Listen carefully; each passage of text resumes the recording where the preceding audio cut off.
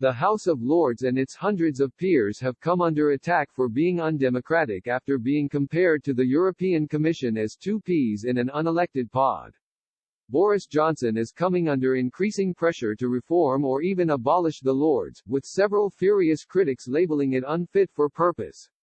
Hundreds of peers could potentially blow a huge hole in the Prime Minister's negotiation plan with the EU over a free trade agreement as they carefully scrutinize the government's internal market bill, proposed legislation that has been heavily criticized by Brussels.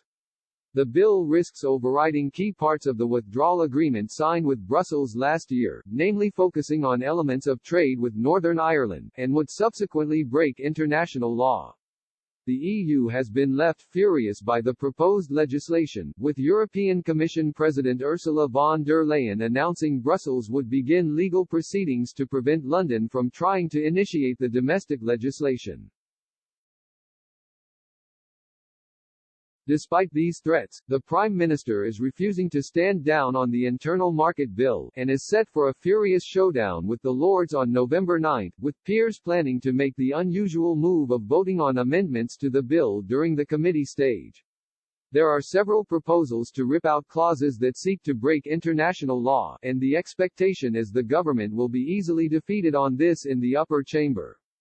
The votes were set to take place at the end of November, by which time the UK had hoped a trade deal with the EU would have been sealed, but bringing them forward piles even more pressure onto Mr. Johnson, as crunch talks between the UK and the bloc remain ongoing.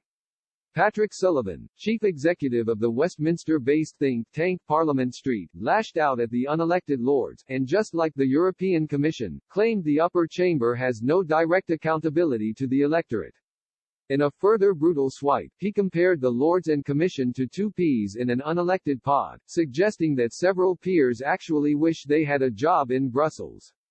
Mr. Sullivan told Express.co.uk, unelected with no direct accountability to the electorate, our House of Lords has much in common with the European Commission. The House of Lords and the European Commission are like two peas in an unelected pod.